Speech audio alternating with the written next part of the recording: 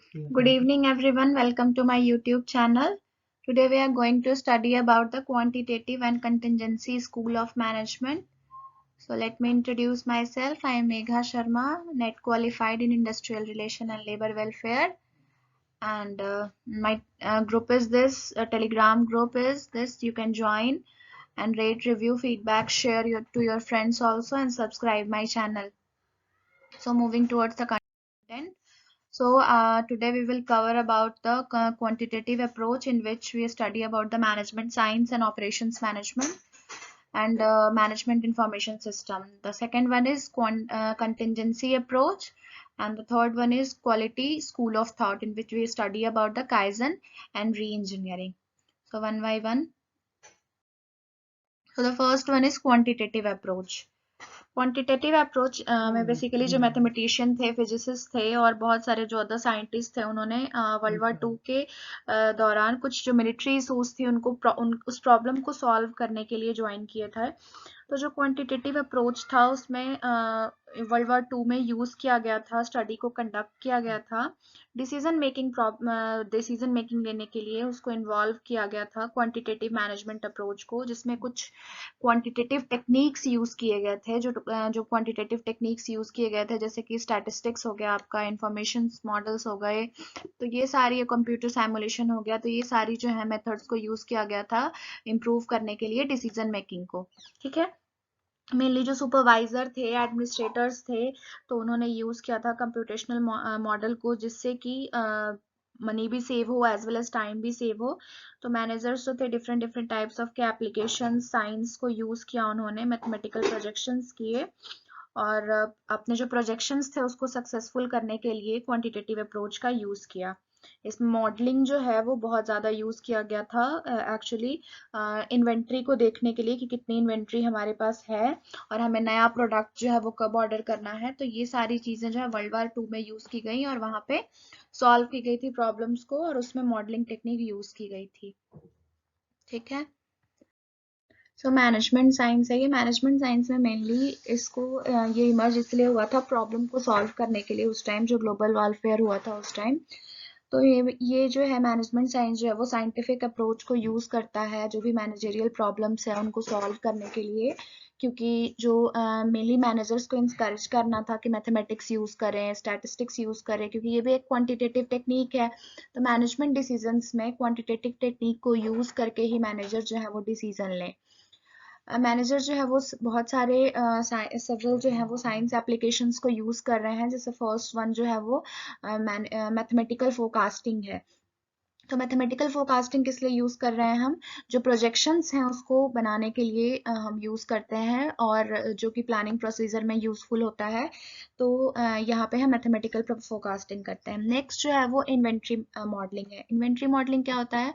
जो हम इन्वेंट्री बना रहे हैं तो वो कितना है हमारे पास इन्वेंट्री है, कब हमें ऑर्डर करना है, कितना अभी हमारे पास हाउस में है, इन्वेंट्री हाउस में तो ये सारी चीज़ें जो है वो हम हेल्प करते हैं मैथमेटिकल टूल के थ्रू, स्टैटिस्टिक्स मॉडलिंग के थ्रू.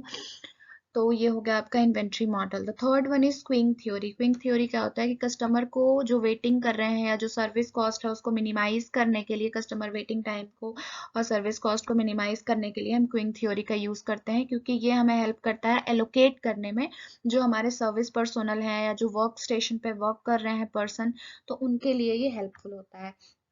तो मैनेजमेंट साइंस में हमारे जो ये 3 बेसिक्स थे, मैथमेटिकल फोरकास्टिंग, इन्वेंट्री मॉडलिंग और क्विंग थ्योरी, ये बहुत इंपॉर्टेंट है. ठीक है, क्योंकि मेनली इसमें हम क्या कर रहे हैं ना, लॉजिकल मैथमेटिकल अप्रोच को यूज कर रहे हैं प्रॉब्लम को सॉल्व करने के लिए. इसको हम ऑपरेशन रिसर्च भी बोलते हैं. मेनली यहाँ पे हम प्रॉब्लम सॉल्व कर रहे हैं लॉजिकल मैनर में, और डिफरेंट टाइप्स ऑफ प्रॉब्लम्स जैसे आते हैं. यहाँ पे हमने ग्लोबल वारफेयर की बात की है, तो उस तरह से जो भी रिलेटेड प्रॉब्लम आ रहा है तो उनसे रिलेटेड प्रॉब्लम को हम यहाँ पे सॉल्व कर रहे हैं मैनेजमेंट साइंस में. Now moving towards next. So next is the operation management. Operation management में भी ये भी एक क्वांटिटेटिव अप्रोच का जो क्वांटिटेटिव स्कूल ऑफ मैनेजमेंट है उसका बहुत छोटा सा ब्रांच है ऑपरेशन मैनेजमेंट। मेनली इसमें हम मैनेज करते हैं किस चीज को, जो हमारा इनपुट आउटपुट और प्रोसेसेस जो हो रहे हैं, या जो रिक्वायरमेंट्स हैं, रिसोर्सेज हैं, स्ट्रेटेजी है, या जो प्लानिंग कर रहे हैं हम ऑर्गेनाइजेशन में, कॉस्ट को बहुत कम से कम जितना कॉस्ट हो सके उसको कंट्रोल करना।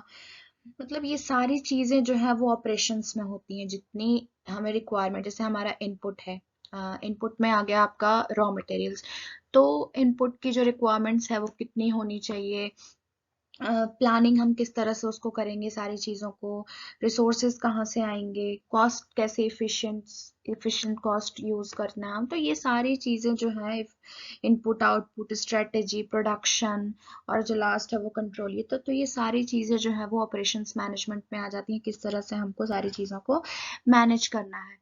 तो यहाँ पे ये है, operation management is a narrow branch of quantitative approach of to management and it focuses on managing the processes of transforming material. So what I am saying is जैसे कि मैंने बोला कि इनपुट जो है आपका रॉ मटेरियल, उसको जो हम प्रोसेस करते हैं या जो ट्रांसफॉर्म करते हैं सारी मटेरियल्स को, लेबर्स को, कैपिटल को, तो ये सारी चीजें जो है, और उसको उससे हम क्या बनाते हैं, कोई भी एक प्रोडक्ट बनाया जो हमारा आउटपुट जिसको हम बोलते हैं प्रोडक्ट या सर्विसेज, तो that we gain from the input, तो ये सारी चीजों को मैनेज करना ये आपका आ जाता है ऑपरेशंस मैनेजमेंट में। ठीक है। तो ये कहाँ आया आपका, ये क्वांटिटेटिव अप्रोच में ही ये भी आता है। इसका एक मेथड है ऑपरेशन मैनेजमेंट जो है, मॉडल्स है। तो नेक्स्ट मॉडल जो है वो हमारा है management information system. Management information system क्या होता है, एक्चुअली ये भी एक सब फील्ड है क्वांटिटेटिव मैनेजमेंट का, क्वांटिटेटिव अप्रोच जो हम स्कूल ऑफ थॉट पढ़ रहे हैं उसका, जिसमें हम क्या करते हैं, ये बहुत ही अगर कहा जाए तो बहुत लेटेस्ट है।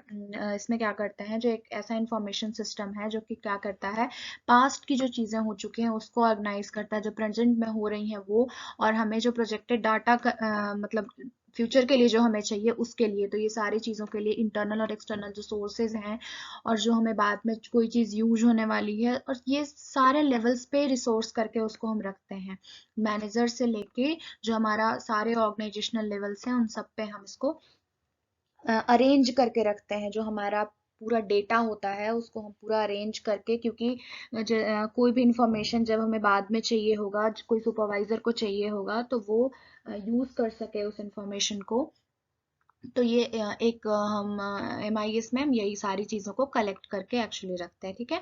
The information system are also able to organize करते हैं, राइट, क्योंकि भाई मैंने बोला अरेंज करना, ऑर्गेनाइज करना डेटा को, और एसेसिबल फॉर्मेट्स में करना। ऐसा नहीं है कि उसको आपने ऐसा जगह रख दिया जो कि फिर बाद में यूज ही नहीं कर सकते हो। ठीक है। तो उसको प्रॉपर जैसे आप यूज कर सकते हो उस फॉर्मेट में उसको रखना, जैसे कि बाद में हमें यूज करना हो तो हम उसे यूज कर सके। As a result manager can identify alternatives quickly, evaluate alternative, जैसे कि हमें होता है ना, हमें पास्ट की चीजें, हमें कोई ट्रेंड देखना हो या कुछ करना हो तो हम उस चीज को फिर यूज कर सकते हैं, उस पर हम क्वेश्चंस कर सकते हैं, व्हाट इफ क्वेश्चंस, और जो हमें बेस्ट जो हमारा है अल्टरनेटिव्स चॉइस करने के लिए फॉर द डिसीजन मेकिंग, तो वो हम कर सकते हैं। ठीक है। तो ये आपका आ गया management information system. Next is the system management theory. जैसे कि हमने सिस्टम मैनेजमेंट थ्योरी, सिस्टम का जो कंसेप्ट पढ़ा था, चेस्टर बर्नार्ड का जो कंट्रीब्यूशन था मैनेजमेंट थ्योरी में, मेरी जो प्रीवियस स्लाइड्स हैं उसमें मैंने दिया है पूरा सिस्टम का, वहाँ पे मैंने किया है, व्यूज दिए हैं। तो एक्चुअली सिस्टम क्या है, एक मैनेजमेंट साइंस में उसका इफेक्ट है सिस्टम मैनेजमेंट थ्योरी का। सिस्टम होता क्या है, एक्चुअली ये inter related set of elements functioning as a whole, मतलब चीजें जो है वो इंटरनेट, जैसे इनपुट है आपका, ठीक है, नेक्स्ट क्या है, ट्रांसफॉर्मेशन प्रोसेस है, और क्या है, आउटपुट है, और ये जो फीडबैक होता है वो किसको दे रहे हैं, हम इनपुट को प्रोवाइड कर रहे हैं। ठीक है। तो ये सारी जो चीजें हैं वो एक दूसरे से लिंक है, तो ये क्या हो गया, इंटर रिलेटेड है एक दूसरे से, और ये सारी चीजें जो है वो फिर एक सिस्टम के थ्रू हम इसको मान लेते हैं। इसको अगर हम पूरी की बात करेंगे तो क्या है, ये एक सिस्टम है। ठीक है। इनपुट में आपका क्या आ गया, मटेरियल आ गया, ह्यूमन रिसोर्सेज आ गया, ट्रांसफॉर्मेशन प्रोसेस टेक्नोलॉजी हो गया, मैनेजर प्रोसेस हो गया, आउटपुट हमारा प्रोडक्ट हो गया या सर्विसेज हो गया, और फीडबैक जो हमें कस्टमर से मिल रहा है, रिएक्शंस जो मिल रहे हैं हमें इन्वायरमेंट से, वो आपका हो गया फीडबैक। तो फीडबैक हम क्या करेंगे, इनपुट को प्रोवाइड करेंगे, ट्रांसफॉर्मेशन प्रोसेस को भी प्रोवाइड करेंगे, जिससे जो चीज़ें अगर कोई प्रॉब्लम हो तो वो करेक्ट की जा सकती है। ठीक है। नेक्स्ट जो है हमारा वो है कंटिजेंसी स्कूल ऑफ मैनेजमेंट। तो कंटिजेंसी अप्रोच जो है वो बहुत इंपॉर्टेंट है, और कंटिजेंसी का मतलब ही होता है कि टाइमली जो हमें इसको मेन अप्रोच जो है इट्स ऑल डिपेंड अप्रोच, उस टाइम पे क्या जरूरत पड़े, उस कंडीशंस में क्या जरूरत, क्योंकि मैनेजमेंट में ये कहा गया है कि there is a no best way to manage, कोई एक ऐसा टेक्निक नहीं है, कोई एक ऐसा तरीका नहीं है जो सारे सिचुएशंस में हम वही चीजों को कंसीडर कर सकते हैं कि नहीं यही एक बेस्ट वे है, इसी को हम यूज करेंगे तो हमारी जो प्रॉब्लम है वो सॉल्व हो जाएगी। इसमें यही था मेनली कि जो भी अप्रोच है वो टोटली जो है वो डिपेंड करता है किस चीज पे, सिचुएशन पे डिपेंड करता है। तो जो भी अप्रोप्रिएट मैनेजमेंट है वो एक्शंस लेती है या अप्रोचेस लेती है वो किस चीज पे लेती है, सिचुएशन पे डिपेंड करती है, ठीक है। तो मैनेजर्स को जो है वो सिचुएशन के अकॉर्डिंग हमेशा क्या होना चाहिए, फ्लेक्सिबल अप्रोच को यूज करना चाहिए, जो भी गिवन सिचुएशंस हैं उसके बेसिस पे उसको फ्लेक्सिबल अप्रोच को यूज करके, क्योंकि अगर आप स्टैटिक रहोगे तो वो चीजें वहां पे खराब हो जाएंगी, आप सोचो कि वही प्लान वही चीजें हम करेंगे, अगर सिचुएशन ऐसी आ गई तो भी, तो that may be loss for the organization. So you have to be flexible, you have to be dynamic. और जो भी आपके अल्टरनेटिव्स हैं, जैसे मैंने अभी जो बैक में हमने स्लाइड्स पढ़ी थी, सिस्टम के पहले पढ़ी थी शायद, मैनेजमेंट इंफॉर्मेशन सिस्टम पढ़ी थी, और ये सारी जो चीज़ें पढ़ी हमने, तो इसमें हमने ये देखा कि जो चीज़ें थी तो उसमें क्या सिचुएशंस के अकॉर्डिंग हमने जो थियोरीज थी या जो कंटिजेंसी व्यू की हम बात यहाँ पे कर रहे हैं, तो ये सारी चीज़ें चेंज होनी चाहिए। एक एक्सपीरियंस जो कि बहुत सारे हमारे पास अल्टरनेटिव है, चॉइस ऑफ अल्टरनेटिव है, तो वो हमें अगर मेरे पास है, क्योंकि हमने जो MIS में पढ़ा कि हमारे पास बहुत सारे पहले से पास चीजें रखी हुई हैं, तो हम क्या करेंगे उन ऑप्शंस में से इवेलुएट करेंगे चीजों को, ठीक है, इवेलुएट करेंगे दूसरे ऑप्शंस में से, और फिर जो है वो हम प्रॉब्लम को सॉल्व करेंगे। जैसे कोई भी एक एग्जाम्पल ले लीजिए कि ये अप्रोच जो है वो एक ग्रुप ऑफ टीनेजर्स है जो कि फास्ट फूड रेस्टोरेंट में काम करती है। तो बहुत डिफरेंट है वहाँ का अप्रोच जो है वो, वहाँ पे जो अप्रोच यूज करेंगे वो बहुत डिफरेंट है। और वही मेडिकल जो रिसर्च टीम है, अगर वो किसी डिजीज को क्योर करना चाहती है तो उनकी जो टीम है वो दूसरी चीजें यूज करेंगी, दूसरा अप्रोच यूज करेंगी। तो जो अप्रोचेस यूज करेंगे दोनों चीजों में बिल्कुल डिफरेंट यूज करेंगे, ऐसा नहीं है जो मेडिकल वाले हैं वही फास्ट फूड वाला जो अप्रोच यूज कर रहा है वही मेडिकल वाले यूज करेंगे, बिल्कुल नहीं। तो जो सिचुएशन है according to them the situation is different, and according to जो मेडिकल रिसर्च टीम है उनकी जो अप्रोच है वो बिल्कुल डिफरेंट होगी। तो ये टोटली जो है वो सिचुएशन पर डिपेंड करती है कि आपकी सिचुएशन जो है वो क्या है, ठीक है। कंटिजेंसी मतलब सिचुएशन, ठीक है। इसको मेनली हम ये इसी से जानते हैं कि जो हमारा क्लासिकल व्यू था कि वन बेस्ट वे नहीं होता है किसी भी चीज का, और हमें अकॉर्डिंग टू सिचुएशन जो है वो मैनेजर जैसे जैसे प्रॉब्लम को सॉल्व करता है उसके अकॉर्डिंग हमें एक्सपीरियंस जो होती है मैनेजर्स के पास, उसके जजमेंट करने का जो तरीका होता है या जो ऑर्गेनाइजेशनल इन्वायरमेंट होता है, हम उसके अकॉर्डिंग जो है वो अप्रोच को लेते हैं और उसको अप्लाई करते हैं ऑर्गेनाइजेशन से, जिससे कि ऑर्गेनाइजेशन जो है वो फ्रूटफुल हो, प्रॉफिट में हो। Got it. Moving towards next. अच्छा, क्लासिकल में यही सारी चीजें हैं, क्लासिकल वन बेस्ट वे और आर्गुमेंट्स जो है ये सारी चीजें मैंने पढ़ा दी ऑलरेडी आपको, तो जिनको पढ़ना हो वो रीड आउट कर सकते हैं। Next is quality school of management. तो क्वालिटी स्कूल ऑफ मैनेजमेंट में क्या है कि जो मेनली ये बहुत इंपॉर्टेंट है और लीड करने के लिए ऑर्गेनाइजेशन को, और ऑर्गेनाइजेशन को ऑपरेट करने के लिए क्वालिटी जो है वो बहुत इंपॉर्टेंट है प्रोडक्ट का। तो मेनली जो है ये फोकस किस पे कर रही है, हमारा कस्टमर पे फोकस कर रही है, और जो स्टेक होल्डर्स के जो नीड्स हैं उस पे फोकस कर रही है।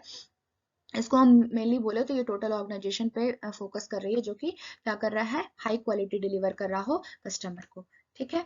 इसमें जो क्वालिटी स्कूल ऑफ मैनेजमेंट है, बहुत सारे जो थियरीज हैं, जैसे कि ऑर्गेनाइजेशन मेकअप क्या होता है, क्योंकि ऑर्गेनाइजेशन जो है वो किस चीज से बना हुआ, मेकअप ऑर्गेनाइजेशन जो है वो बना हुआ किस चीज से, मेड अप ऑफ, ठीक है, इसे आप याद रखिएगा, ये एक्चुअली है मेड अप ऑफ। तो ऑर्गेनाइजेशन जो है वो एक कॉम्प्लेक्स सिस्टम है जिसमें कस्टमर्स भी हैं, सप्लायर्स भी हैं, और बहुत सारे जो इंडिविजुअल्स हैं वर्क कर रहे हैं वहाँ पे, एग्जीक्यूटिव्स हैं, मैनेजर्स हैं, वर्कर हैं, सप्लायर है, कस्टमर है, तो ये सारे क्या हो गए, क्योंकि यही सारी चीजों से ऑर्गेनाइजेशन जो है वो बनता है। तो ये हो गया आपका ऑर्गेनाइजेशन का मेकअप, इन सारी चीजों से ऑर्गेनाइजेशन जो है वो बनता है। Moving towards next, that is quality of goods and services. तो quality of goods and services आप कैसे बोल सकते हैं, अगर आप कोई भी कस्टमर की जो प्रायोरिटी है, जो वो चाहते हैं, एक्चुअली आपने अगर कस्टमर को जो वो डिमांड कर रहे हैं उसको आपने दे दिया तो आपकी जो क्वालिटी है वो अच्छी है, क्योंकि कस्टमर जो है वो एक्सेप्ट कर रहा है उस क्वालिटी को। तो ये जो है हमारा कोई भी ऑर्गेनाइजेशन के सर्वाइवल का और ग्रोथ का मेन एरिया है, क्योंकि अगर कस्टमर को आपका प्रोडक्ट अच्छा ही नहीं लगेगा, उसकी क्वालिटी नहीं अच्छी लगेगी, तो वो रिजेक्ट कर देगा, वो बाद में कस्टमर वो बाय ही नहीं करेगा। तो क्या होगा, उसे ऑर्गेनाइजेशन को लॉस होगा। तो फिर वो प्रोडक्ट आपका बाय नहीं करेगा। तो ये आपका हो गया quality of goods and services की क्वालिटी जो है वो प्रोडक्ट और सर्विसेज की वो अच्छी होनी चाहिए। ठीक है।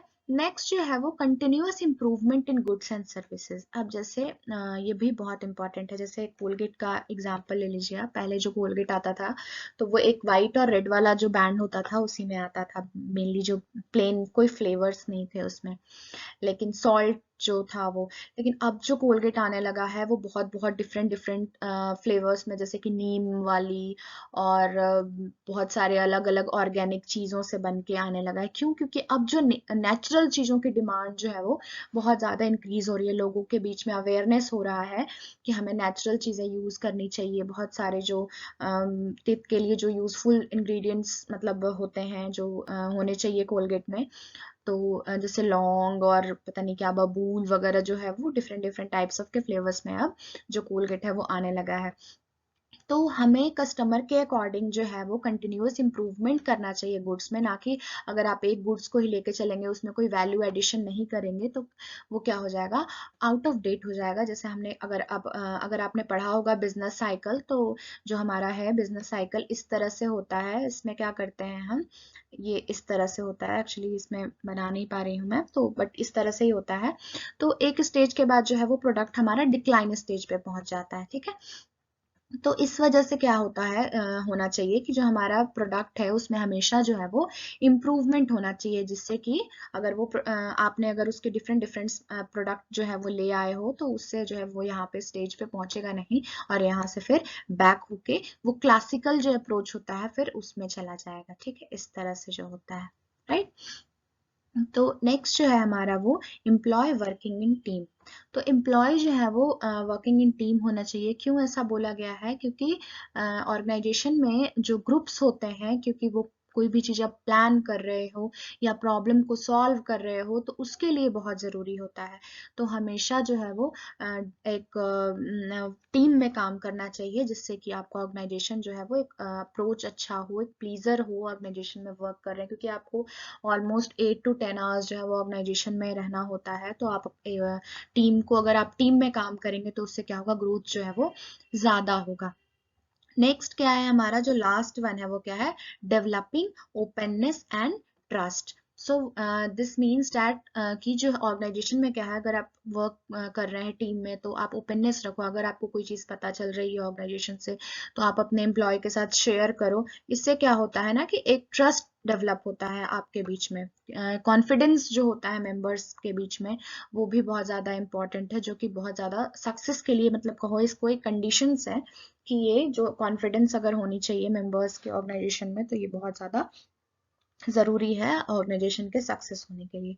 तो ये हमने 5 जो है वो क्वालिटी स्कूल ऑफ मैनेजमेंट में पढ़ा, जो कि बहुत इंपॉर्टेंट है। अगर आपको हाई क्वालिटी कस्टमर को प्रोवाइड करना है तो ये सारी चीज़ें जो है वो वहाँ पे होती हैं। ठीक है। नेक्स्ट जो है वो क्वालिटी मैनेजमेंट में हम मेनली 2 चीजें पढ़ेंगे। तो क्वालिटी मैनेजमेंट में हम क्या पढ़ेंगे, एक जो है केजन का यहाँ पे हम 2 चीजें पढ़ेंगे, री इंजीनियरिंग की बात करेंगे और केजन की बात करेंगे। ठीक है। तो क्वालिटी मैनेजमेंट में क्या होता है, जो भी मैनेज जो डिसीजन मेकिंग है एक्चुअली वो लिया जा रहा है। क्यों लिया जा रहा है? कि जो क्वालिटी प्रॉब्लम्स आ रही हैं उनको हम सॉल्व कर सके। क्यों किया जा रहा है? क्वालिटी मैनेजमेंट जो है वो एम्प्लॉय को इन्वॉल्व करता है डिसीजन मेकिंग में, जिससे कि क्वालिटी की प्रॉब्लम्स को हम सॉल्व कर सके। क्योंकि पहले एम्प्लॉय को इन्वॉल्व नहीं किया जाता था, जो टॉप मैनेजमेंट थी वही सारे डिसीजंस जो है वो ले लिया करती थी।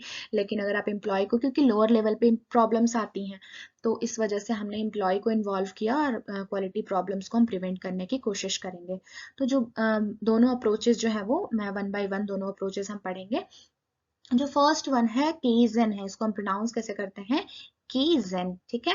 तो ये अप्रोच जो है वो कंटिन्यूअस इंप्रूवमेंट है। कंटिन्यूअस इंप्रूवमेंट किसका? सिर्फ पीपल का नहीं, प्रोडक्ट का भी हम यहाँ पे इम्प्रूवमेंट करेंगे, प्रोसेसेस का भी इम्प्रूवमेंट करेंगे, पीपल का भी इम्प्रूवमेंट करेंगे, क्योंकि पीपल जो है वो वर्क कर रहे हैं, अगर उनका इम्प्रूवमेंट नहीं करेंगे, उनका मोटिवेशन नहीं होगा, वही डाउन हो जाएंगे, तो हम जो इनोवेशंस करेंगे प्रोडक्ट में वो कैसे होगा। तो पीपल का भी हमें यहाँ पे कंटिन्यूअस इम्प्रूवमेंट करना है।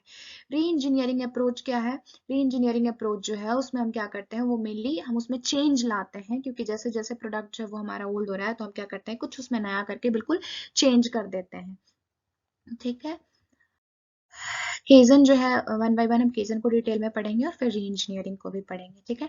तो ये मैंने बताया आपको कि ये कंटिन्यूअस इंप्रूवमेंट जो है वो कौन सजेस्ट करता है, मैनेजर्स जो है वो, टीम्स जो भी वर्क कर रही हैं वो, फिर इंडिविजुअल्स जो है वो सारे जो है वो अपने जो उनका अकॉम्प्लिशमेंट है, जो उनका गोल है, उनकी जो मिस्टेक्स है उनको करेक्ट करने की कोशिश करते हैं। राइट।